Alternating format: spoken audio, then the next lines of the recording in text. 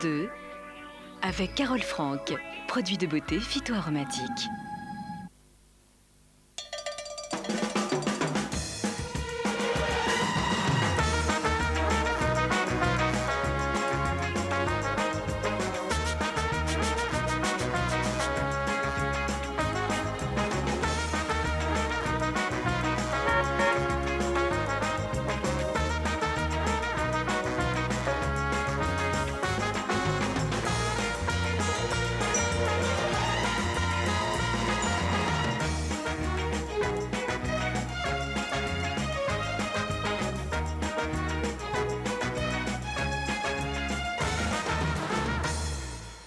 Madame, Monsieur, bonjour, merci d'être là. Nous sommes ensemble pendant 1h30 avec un dossier, comme tous les matins, consacré aujourd'hui à la dyslexie, dossier passionnant. Et puis en deuxième partie, on vous étonnera aussi avec un monsieur que vous ne connaissez peut-être pas, qui s'appelle Gary Kurtz et qui est illusionniste. Il va vous épater, j'en suis sûre, donc restez avec nous. Alors la dyslexie, eh bien, cette affection touche aujourd'hui en France plus de 4 millions de personnes. On estime qu'environ 10% des enfants scolarisés en sont atteints. Qu'est-ce que la dyslexie? Est-ce héréditaire? Comment la dépister? Comment vivre avec? Évidemment, nous allons répondre ce matin à ces questions et à d'autres, celles que vous nous poserez tout au long de cette émission, puisque nous sommes en direct. Ce dossier a été préparé par Nathalie Travers, Géraldine Marty et Richard Zarzavadjan. Il faut que vous sachiez que le plus souvent, eh bien, les enfants dyslexiques sont isolés, souffrent d'être considérés comme des paresseux, voire des idiots. Pour illustrer ce dossier, nous avons choisi un extrait de Malabar Princess, le très joli film que vous pouvez voir en ce moment au cinéma avec Jacques Villeray, entre autres, dont le jeune héros, Tom, est dyslexique. Regardez. Non, attention à ça, c'est fragile. T'entends? Ça va, je suis pas sourd. Oh là, il va pas me parler de travers longtemps, hein. Moi, je suis pas de la génération où c'est les gosses qui commandent. Prête-moi tes bras, là. Ça tombe bien, faut qu'il soit cadré d'après la psy. La psy. Psychologue. T'es pas fou, moi. Non, c'est la psychologue de l'école. On a eu droit à tout cette année. La psy, l'orthophoniste, parce qu'il mélange les peu, les beux, les deux. Les peu, les bœufs, les neuneux, quoi. Et voilà, il est neuneux. Alors ça, c'est un propos très dur, un qualificatif très dur. Et en plus, très souvent, ces enfants ne sont pas repérés, ne sont pas pris en charge suffisamment tôt. Nous en parlerons par exemple avec Béatrice Sauvageau. Vous êtes orthophoniste, vous rencontrez de nombreux dyslexiques. On en parlera également avec Marilyn, qui a accepté de venir témoigner sur ce plateau. Simplement, si on ne traite pas un enfant dyslexique, si on ne le repère pas, qu'est-ce qui peut arriver? Qu'il soit exclu du système scolaire ou alors qu'il ait des parents qui arrivent à le maintenir malgré tout en inventant plein de compensations. D'accord. On verra cela tout à l'heure. On va commencer avec le témoignage de Marilyn. Et puis, je voulais saluer Richard. Bonjour Richard. Bonjour Sophie. Et puis, saluer également Yves Cara qui est là au standard. Bonjour Yves. Ça va?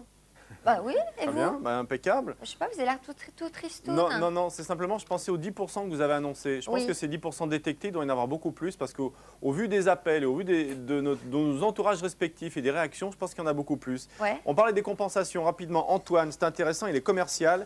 Il n'utilise, donc il a 33 ans, hein. Il est dyslexique bien sûr. Il n'utilise que les mots dont il a appris l'orthographe par cœur. Compensation déjà, hein, puisqu'on en a un petit peu parlé. Autrement, je peux faire un petit point standard? C'est pour ça que vous m'appelez? Bien, d'accord. Allons-y alors. Je plaisantais bien sûr. Elisabeth dans le Puy-de-Dôme. Alors c'est bien sûr l'enfant dyslexique et l'éducation nationale, hein. Ça concerne quasiment tous les appels. Elle a un enfant dyslexique de 16 ans. Elle se sent seule face à cette maladie car l'éducation nationale ne fait rien. Carole en Meurthe-et-Moselle, elle souligne la difficulté, elle est quand même un peu compréhensive, que rencontrent les professeurs. Ils ne réagissent pas bien ou mal parce qu'ils ne sont pas formés pour ce genre de problème. Ensuite, est-ce que c'est héréditaire? Parce qu'écoutez bien l'histoire d'Isabelle, elle habite dans le Finistère. Son mari, sa belle-sœur elle-même et ses 2 enfants sont dyslexiques. Héréditaire 70% des dyslexiques présentent des antécédents familiaux. Vous confirmez ce chiffre? Oui, tout à fait. 3 fois plus de garçons en sont atteints. Oui. Bon. Et on retrouve davantage de dyslexiques. J'ai du mal, je me demande si tu peux un peu dyslexique moi ce matin. Chez les gauchers. Non, ça, c'est pas démontré. C'est une théorie, mais c'est pas démontré scientifiquement encore. Bon, alors on vous le disait tout à l'heure dans le teasing, il y a beaucoup d'hommes ou de femmes célèbres qui ont été dyslexiques. Ont-ils été traités ou pas? Je ne sais pas, vous répondrez à notre question, on en parlera en fin d'émission. Mais c'est vrai que Tom Cruise, Spielberg, Walt Disney, il paraît que quand on est dyslexique, on voit mieux en 3 dimensions. Vous nous expliquerez ça tout à l'heure. Je voudrais qu'on commence. Yves, c'est bon, je peux commencer par le témoignage de Marilyn? Allez-y, je vous en prie. J'ai des petites questions que je distillerai tout au long, si j'ai le temps, du dossier. Et n'hésitez pas à allumer votre lanterne. Elle fonctionne, d'accord. Très Ok, bien. ce sera le petit génie de la lampe alors. Merci beaucoup. À tout à l'heure. Marilyn, donc, vous avez 40 ans et vous, on vous a carrément oublié et laissé de côté puisque cela ne fait que 6 ans que l'on a mis un nom sur vos problèmes. Comment ça se fait? Comment avez-vous fait? Est-ce que vous avez fait des études? Oui, j'ai fait des études. Je suis allée jusqu'en DOG. Ouais. J'ai fait une première année de licence. Oui. Parallèlement en travaillant, enfin j'ai travaillé en même temps en fait, Ouais. parce que j'ai arrêté au bac et j'ai commencé à travailler tout de suite après le bac parce que j'ai eu un échec. Oui. Et ensuite j'ai repris les études. Mhm. Et toujours en ne sachant pas que j'avais ce problème de dyslexie. Alors, comment s'est passée votre scolarité? En fait, j'ai passé mon temps à me cacher, à me dissimuler, c'est-à-dire que j'ai eu des problèmes au niveau des enseignants, parce qu'en fait, lorsqu'on m'interrogeait, ne serait-ce qu'en lecture, parce que j'ai un problème énorme en lecture, je n'arrivais pas à lire, je butais à chaque mot. Alors, c'est-à-dire, voilà, ça se traduisait comment? Vous butiez sur les mots? Oui, je butais sur chaque mot, je n'arrivais pas à lire un texte d'emblée. Donc en fait... Est-ce que ça se manifestait dans votre manière de parler aussi, à l'oral? Aussi, oui. C'est-à-dire? J'avais tendance à ne pas finir de phrases, À chercher vos mots? Voilà, à partir. À les prononcer à l'envers? Aussi, oui. Et à l'écriture aussi? L'écriture, c'était surtout des fautes, oui, des inversions, des fautes, pas mal de fautes, et beaucoup d'inversions. Est-ce Au que niveau des vous- chiffres aussi. Vous vous reconnaissez dans le portrait du héros du film que l'on a vu, là? Vous inversiez les syllabes, les consonnes? Un petit peu, oui. Ouais, ouais. Et alors, est-ce que quelqu'un a détecté cela chez vous? Une institutrice? Ou qu'est-ce Non. qu'on disait à vos parents? En fait, les instituteurs, institutrices, c'était en fait, ils détectaient qu'il y avait un problème.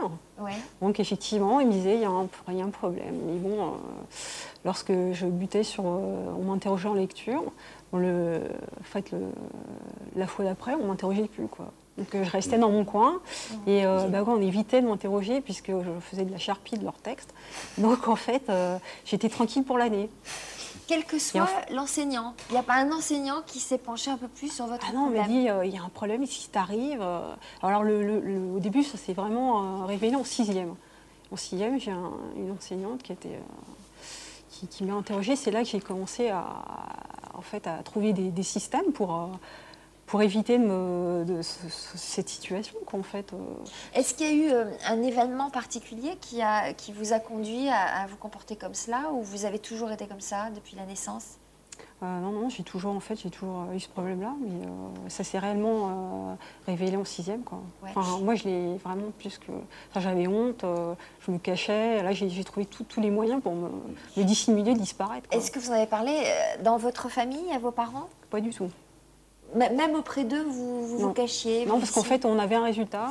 Le travail, ça nous donnait un résultat et on ne se penchait pas sur le problème, en fait. Il y avait Et pas de quel était problème, votre c'était- résultat justement à l'école? Est-ce que vous réussissiez ou est-ce Je que... réussissais, difficilement, en fait, j'apprenais énormément pour très peu de résultats, quoi. Ouais.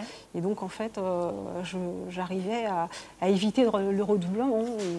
À chaque fois, c'était une bataille terrible. Donc ça veut dire que c'est une prouesse que vous avez réalisée d'aller jusqu'au DUG alors fait. qu'on ne vous a pas épaulé, soigné, etc. Et Ouais. puis alors, qu'est-ce qui vous a fait prendre conscience de votre état et comment vous en êtes-vous sorti? En fait, à force d'apprendre comme ça par cœur je crois qu'à un moment donné, on en a marre, quoi. On a envie de révéler qu'il y a un problème. Et, Ouais. oui, en plus, mettre un nom, parce qu'en fait, jusqu'à 34 ans, je ne savais pas que c'était de la dyslexie, quoi. Et en fait, à aucun moment, on a prononcé le mot de dyslexie. On disait, oui, un travail. Mais qu'est-ce qui a changé alors? Qu'avez-vous fait, qu'avez-vous entrepris pour vous en sortir?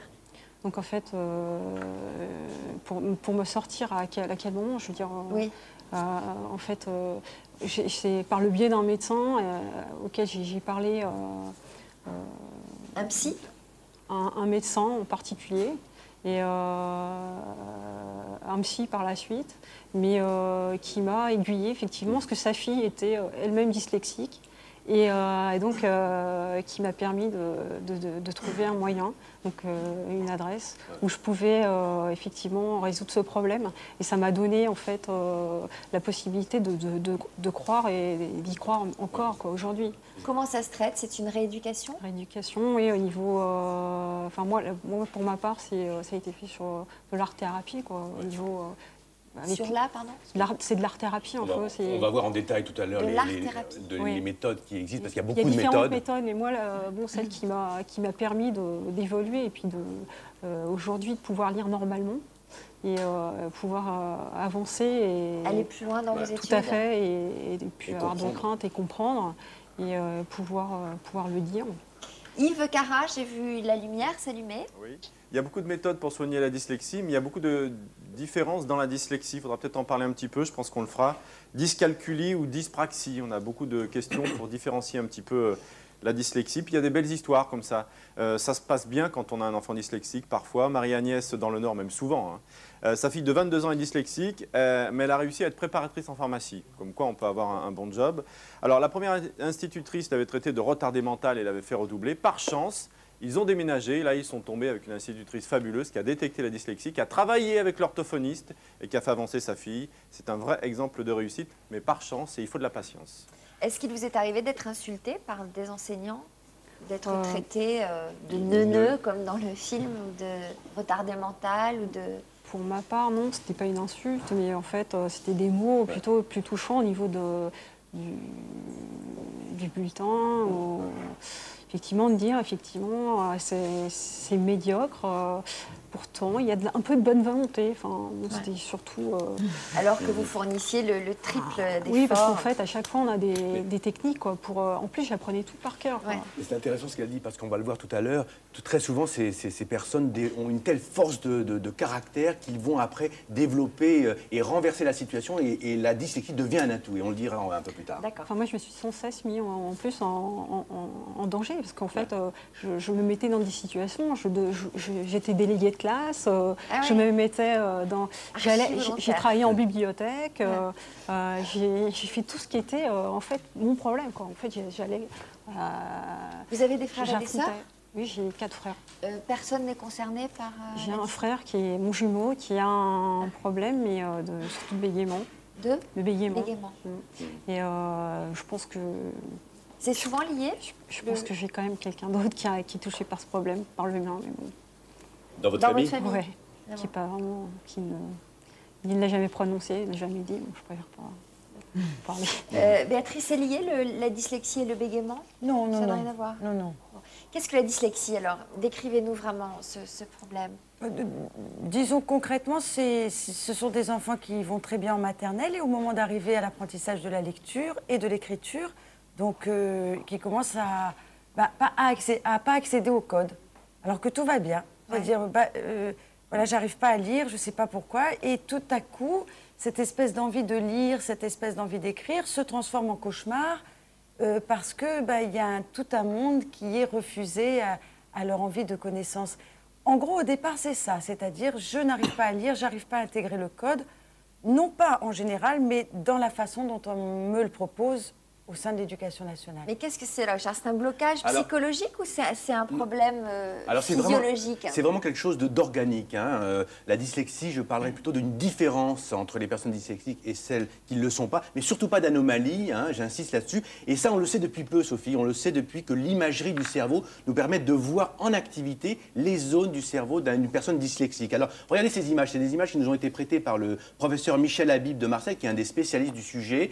Voilà, 3 zones importantes dans la lecture, dans la reconnaissance des sons et des lettres, lorsqu'on parle, lorsqu'on écoute, lorsqu'on écrit. Chez une personne non dyslexique, ces zones sont là. Chez une personne dyslexique, c'est vraiment à la marge, c'est des petits détails, mais on s'aperçoit que la zone de la parole est beaucoup plus activée, alors que la zone de la reconnaissance des lettres est beaucoup moins importante. Résultat des courses, le dyslexique va devoir compenser. Et c'est un peu cette anomalie qui se traduit dans les faits et qui fait qu'ils n'arrivent pas à transformer le son en lettres et les lettres en sons. Et c'est ça ce qui se passe. Et ces travaux sont importants. Est-ce que ça peut être aussi un problème de langue? Alors, tout à fait. On s'aperçoit que les langues comme la langue italienne, il y a beaucoup moins de dyslexiques chez les personnes de langue italienne que chez les Anglais. La langue anglaise est une langue opaque. La langue française est une langue opaque. Je donne un exemple. Lorsque vous dites « je vais au couvent », vous l'écrivez E-N-T à la fin. Je ne dis jamais ça, moi. Mais lorsque vous dites « les poules couvent », vous l'écrivez de la même façon. Couvent et les poules couvent, vous l'écrivez de la même façon. Donc voilà toute la difficulté. Je crois que cet exemple de la langue française aussi, c'est une langue très difficile. C'est pour ça qu'on a aussi beaucoup de dyslexiques en France et les gens qui parlent français. Alors que l'italien, on dit buongiorno et on le dit comme on l'écrit comme on le dit. Vous voyez? Donc il y a beaucoup plus de dyslexie chez les Français, chez les Anglais, que chez les Italiens ou les Espagnols. Donc la langue maternelle est fondamentale. Alors, on a vu un texte, là, on peut le revoir. Est-ce que, par exemple, là, sur ce que l'on lit, on arrive à détecter la dyslexie? Oui, évidemment. Oui, on peut. Enfin, disons que c'est au sein d'un bilan plus global, mais c'est vrai que aux zoo, vous voyez, bon, il n'y a pas de d'échange. C'est-à-dire que de césure, c'est-à-dire que les mots. Aux zoo. En fait, le dyslexique vit dans une langue, un dialecte qui est assez international, je crois, dans lequel, pour lui, le temps n'a pas du tout la même signification, l'espace non plus. Le monde est en 3 dimensions, voire à 360 degrés, et toute la complexité du langage s'organise selon une logique extrêmement précise et géniale. Ça, c'est clair. C'est-à-dire que le dyslexique, à la différence du mauvais en orthographe, ne fait pas de faute d'orthographe, il fait des puissances lexicales et grammaticales. Si seulement on pouvait analyser les dictées des dyslexiques à l'école en disant « Mon chéri, tu as fait 12 puissances grammaticales, c'est pas mal, est-ce que tu pourrais l'écrire en français classique parce qu'il faut que tu t'adaptes ?» C'est plus intéressant que de dire « Tu as fait des fautes » parce que toutes les façons dont le dyslexique appréhende la langue… Autre exemple. Elle est logique, je vous en supplie, là on voit la confusion P et B qui est plutôt une confusion d'ordre auditif ou spatial, voilà. Est-ce que ce sont des gens qui entendent bien? Il n'y a pas de trouble d'audition? Non, évidemment qu'au début, il faut tout vérifier. Il faut vérifier l'audition, la vision, il faut faire un bilan global.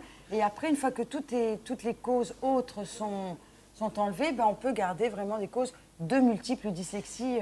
Alors, j'imagine que plus ce problème est pris en amont, mieux il se traite. Ou ça n'a rien à voir? À partir du moment où on continue à considérer que c'est un problème, déjà, il y a un problème. Ah bon, d'accord. Alors, comment on doit dire? On doit dire, il y a tant de pourcents de gauchers, à un moment donné, on va les laisser écrire de la main gauche. Il y a tant de pourcents aujourd'hui. Du coup, les enfants apprennent à être ambidextres parce que le cerveau ambidextre est beaucoup plus intelligent que le cerveau. C'est-à-dire? Ambidextre, c'est-à-dire d'arriver à travailler avec les deux mains, les deux oreilles, les deux yeux, etc. Je pense réellement que dans 15 ans, on apprendra à être dyslexique parce que ça n'est pas un handicap, c'est pour l'instant une horreur. Une horreur au niveau de l'éducation. C'est-à-dire que les parents vivent un parcours du combattant, les gens se battent, mais au bout du compte, quand on comprendra les atouts du cerveau dyslexique, on le partagera au lieu de l'éliminer. Parce que ce seraient des gens beaucoup plus brillants, beaucoup plus... Pourquoi? Mais parce qu'ils n'ont en fait pas de lésions ni de dysfonctionnement et que leur façon de fonctionner apporte des nouveaux atouts à l'espèce humaine. L'idée de dire qu'ils ont plus de neurones, est-ce que c'est quelque chose qui est accepté aujourd'hui au niveau du cerveau? Oui, je crois que c'est accepté et surtout, ils remettent en cause quelque chose qui est extraordinaire pour tous ceux qui ne sont pas dyslexiques, c'est qu'un enfant à l'école a besoin d'être dans une bonne posture corporelle, par exemple. C'est-à-dire que le dyslexique remet en cause le manque de travail corporel et artistique à l'école. Et il est clair qu'aujourd'hui, un travail corporel adapté et artistique fusionne les aires associatives du cerveau et permet à un enfant d'être épanoui et d'apprendre beaucoup plus vite. Donc en fait, si on traite les dyslexiques autrement qu'en les mettant à part, eh bien finalement, on traitera ceux qui ne le sont pas en les rendant meilleurs. Exemple? Exemple, un enfant qui va arrêter de se tenir comme ça à partir de 13 ans et de passer de scoliose, etc., et qui va rester dans une écoute, et ben, du coup, les enseignants auront 50% de troubles d'attention en moins, qu'ils soient dyslexiques ou pas. Ce qui est quand même le problème majeur à l'école aujourd'hui, c'est l'attention. D'accord. Avant de rejoindre Yves Cara au standard, Marilyn, un conseil à ceux qui nous regardent, qui seraient atteints de dyslexie, qu'est-ce que vous avez envie de leur dire? Je pense qu'il faut en parler et surtout pas se cacher, parce que c'est un enfer. Et plus moins on en parle, et plus cet enfer, il est dur à maîtriser après, quoi. Merci C'est beaucoup. quelque chose de Qu'est-ce très que bien. vous allez faire quand vous serez grande? Je serai grande. Parce que vous allez aller loin, je crois. Oui, je pense. ouais. Beaucoup de Continuer. volonté. Ouais. Merci en tout cas d'être venu témoigner. Merci. Yves Cara, au standard. Yves, Quand elle sera grande, elle ira au couvent. Comme vous, avec les poules. moi c'est quand je serai très très grande, hein, dans longtemps. Elisabeth, elle habite dans la Drôme. On parlait du QI, justement, généralement supérieur des dyslexiques. Pourquoi d'ailleurs? Parce que souvent, ils font faire un test de QI pour savoir si les enfants ne sont pas complètement idiots. Et ils ont de très bons résultats. Par exemple, Elisabeth dans la Drôme, elle a 2 fils. Ils ont tous les 2 un QI supérieur à 130. Ils sont dyslexiques, donc ils ont des problèmes. Florence, elle habite dans la Gironde. Témoignage très intéressant. Son mari était dyslexique. Il a connu de nombreuses difficultés à l'école, par la suite aussi. Et lorsque sa fille a eu 2 ans, elle s'est aperçue qu'elle inversait les syllabes. Et tout de suite, elle la reprenait sur chaque mot. Donc c'est un travail de tous les jours, de chaque instant. Et la dyslexie, d'après elle, ne s'est pas développée. Donc voilà, ça peut être un témoignage. Ouais, donc ça veut dire que Ouais. les parents ont un gros boulot à faire aussi. Peut-être. À la fois d'attention, de réaction. Et qu'est-ce qu'on peut leur conseiller aux parents? Est-ce que c'est Ah, bien alors, ça de il y a- reprendre sur chaque syllabe? Non, pas du tout. En fait, Ah bon, mais nous, on travaille depuis une quinzaine d'années avec des scientifiques, des artistes, des thérapeutes, des parents, des enseignants. Et je crois qu'après un travail d'équipe de 15 ans, on peut dire qu'il y a effectivement une méthodologie, des outils extrêmement utiles, mais il faut les connaître, il faut les appréhender, il faut les appliquer. Mais ce sont des outils ludiques, c'est-à-dire qu'ils sont basés sur des connaissances scientifiques qui ont été testées, etc. Mais à partir de là, il faut les mettre en place. Et c'est vrai, un truc tout simple, un enfant dyslexique, il est heureux de travailler quand il y a du bruit au milieu du salon par terre. Bon, un parent, logiquement, se dit, il n'arrive pas à travailler, il faut qu'il soit concentré, on va le mettre tout seul dans sa chambre. Et là, il ne se passe rien. Voilà un exemple concret de choses à savoir qui sont très importantes. Donc on s'adresse à un orthophoniste. Un orthophoniste pour le bilan, et puis après, à une équipe, j'espère, de complémentarité entre les enseignants, les parents, les orthophonistes, voire les neurologues, etc. Yves, avant de passer la parole à Géraldine, qui elle évolue en milieu scolaire, donc elle va nous dire comment détecter ses enfants. D'autres situations, d'autres questions? Oui, un dernier exemple positif. Marie dans les Yvelines, elle est dyslexique. Aujourd'hui, elle est très heureuse. Elle est en première année de comptabilité. Elle est l'exemple même qu'on peut y arriver en se battant, Très en bien. s'accrochant. Alors, on l'a déjà vu avec Marilyn, avec l'exemple de Exactement. Marilyn. Alors Géraldine, vous connaissez bien le milieu scolaire. Est-ce que, D'accord. dans votre expérience, vous savez qu'on repère ses enfants à l'école? Vous vous en êtes rendu compte? Alors, si c'est le parcours du combattant pour les parents et les élèves, c'est que très vraisemblablement, il y a des grosses difficultés dans l'éducation nationale. Il y a beaucoup de progrès à faire. Et je crois que ce qu'on peut dire, c'est qu'il y a quelques initiatives individuelles, mais qu'il y a un vrai manque de cohérence dans le dépistage et surtout dans l'accompagnement, ce qui amène à des choses, à des parents et des enfants qui sont dramatiquement seuls et très découragés. Alors, une petite pointe d'espoir quand même. Il y a un plan d'action qui a été mené conjointement par le ministère de la Santé et de l'Éducation nationale et qui donne une petite note d'espoir. Alors, on voit ça à travers un bulletin officiel de l'Éducation nationale de février 2002 et qui dit notamment qu'il faut dépister les enfants dès la maternelle en 6e avec un dépistage spécifique sur les troubles du langage et de l'écriture. Bon, alors donnez-nous des signes qui doivent alerter, parce que soyons concrets. On est là pour donner des informations à ceux qui nous regardent et qui vont peut-être reconnaître un signe que présente leur enfant ou leur petit-enfant. Ben alors, dès la maternelle, on peut se rendre compte que dans l'apprentissage l'apprentissage de la lecture, que l'enfant est en difficulté, qu'il confond des lettres ou qu'il les inverse. Et puis rapidement, on voit que ça commence à le paniquer. Donc ça, il faut tout de suite se mettre en liaison avec l'institutrice ou avec l'instituteur pour ne pas laisser traîner les choses. Alors Béatrice, par exemple, en lecture? Oui, il y a des confusions d'ordre visuel. En fait, c'est drôle, un dyslexique, on dirait qu'il n'entend pas ou qu'il ne voit pas. Mais en fait, il voit très bien, il entend très bien. Simplement, son cerveau interprète en quelque sorte dans sa langue. Il fait une naturalisation de la langue, si vous voulez, dans sa propre langue. Et sa propre langue... une traduction, quoi. C'est presque un interprète. Absolument. Voilà. On est presque dans une logique linguistique, finalement, un dialecte. Et c'est pour ça que c'est important aussi de valoriser cette langue, entre guillemets, maternelle, de ne pas lui dire mais c'est pas comme ça qu'on écrit. Non, c'est comme ça que tu écris, et maintenant on va le traduire. Et dans maintenant, la je vais norme. apprendre ta Alors, langue. on Voilà, voit alors les donc des confusions. confusions. Bon, ce Alors un che- chien, par exemple, je dirais un sien. Oui, alors c'est plutôt ce et ze, par exemple, che et je. Vous voyez, c'est-à-dire ch, c'est le même son, à part qu'il y en a un qui est vibré.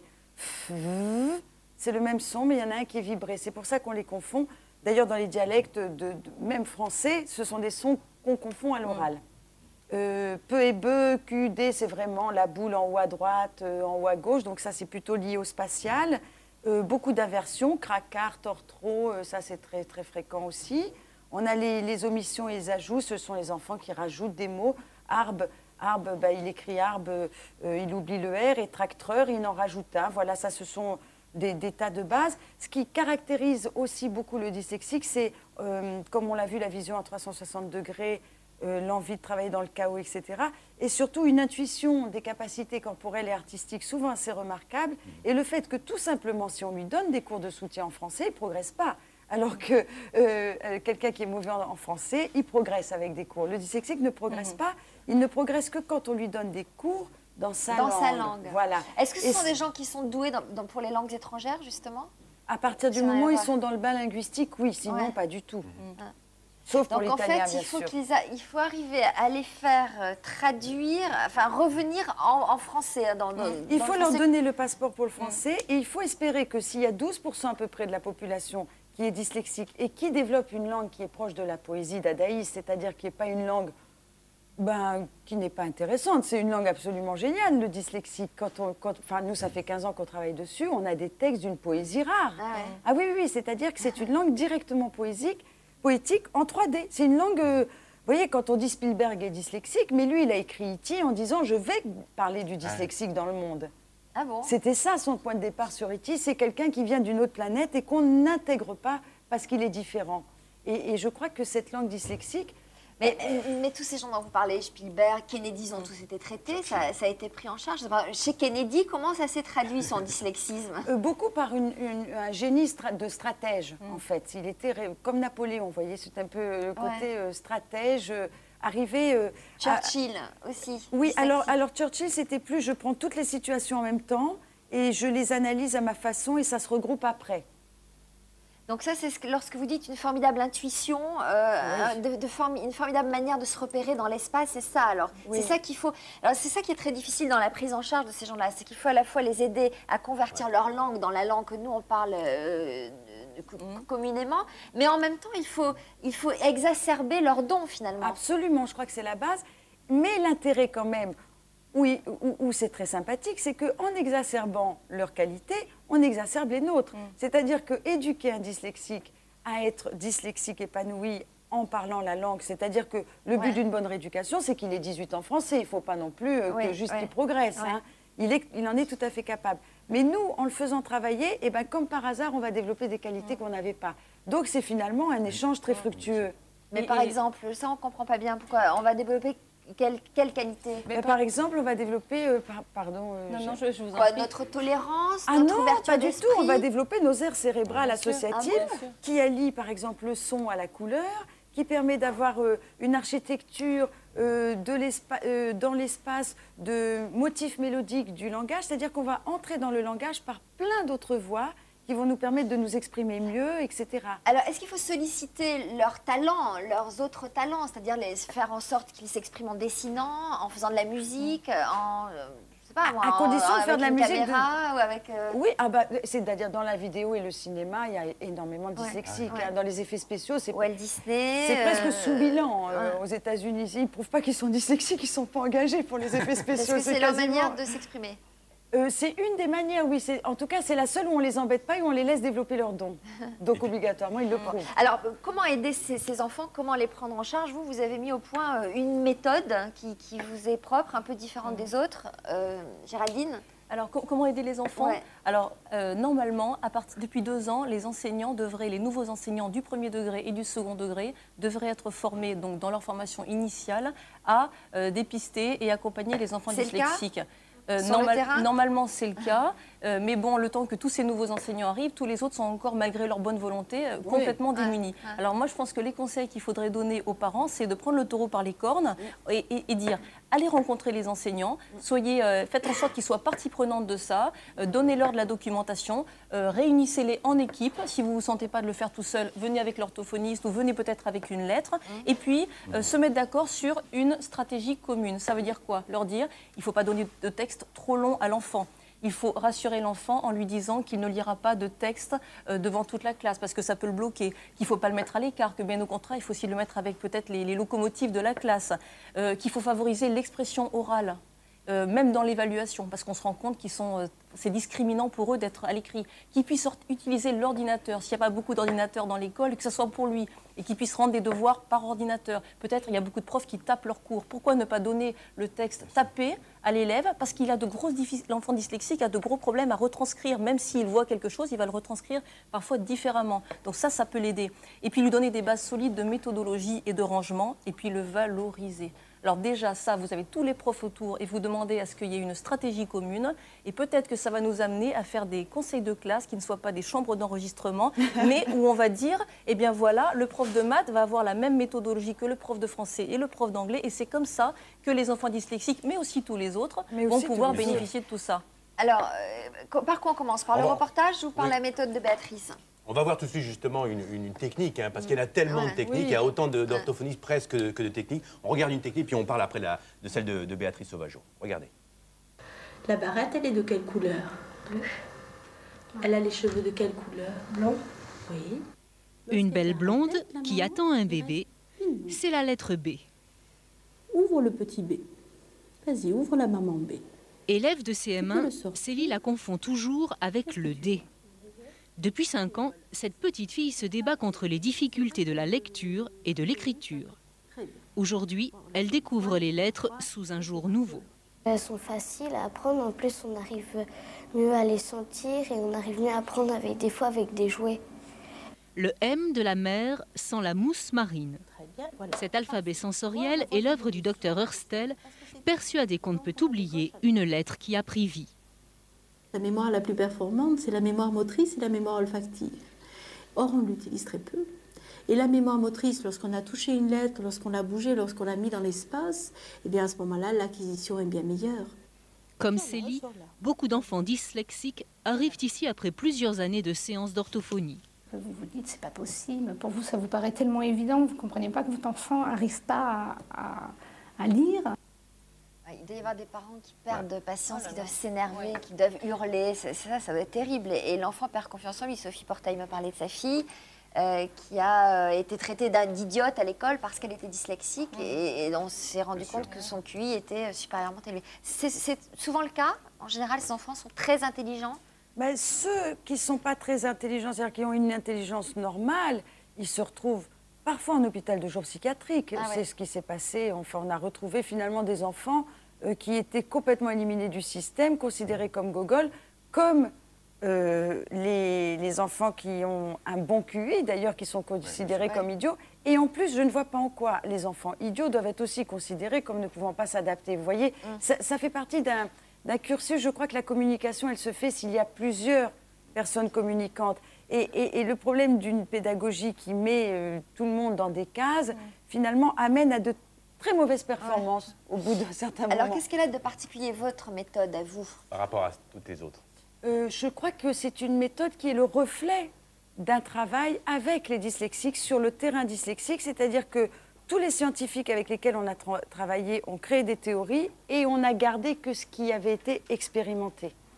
Voilà, en gros, c'est ça. Donc, c'est la méthode, entre guillemets, bon, c'est une méthode homologuée, reconnue par la Fondation de France, etc., mais c'est surtout une méthode qui prône le fait que l'association de la recherche, de l'art, du corporel et d'un travail neurologique vraiment adapté, et d'une formation des parents et d'une formation des enseignants, apporte des résultats qui font qu'au bout d'un an, une personne est complètement à l'aise à l'école et elle-même devient l'ambassadrice d'une nouvelle façon de penser. Au bout d'un an, quel que soit l'âge, où on apprend plus vite en étant adulte On apprend plus vite, oui, quand on est adulte. Non pas parce qu'on apprend plus vite cérébralement, mais c'est parce qu'on a vraiment envie.